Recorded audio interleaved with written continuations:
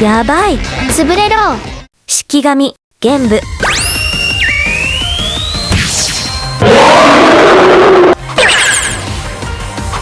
なんだあの技は。ありがとう玄武。式神よ。私たち新生団は刀と式神を使うの。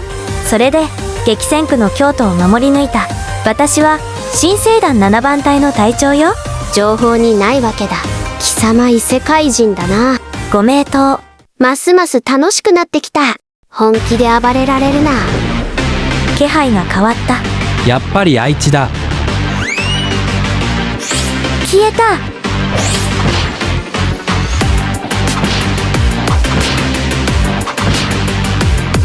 速い上に攻撃が高くすぎる。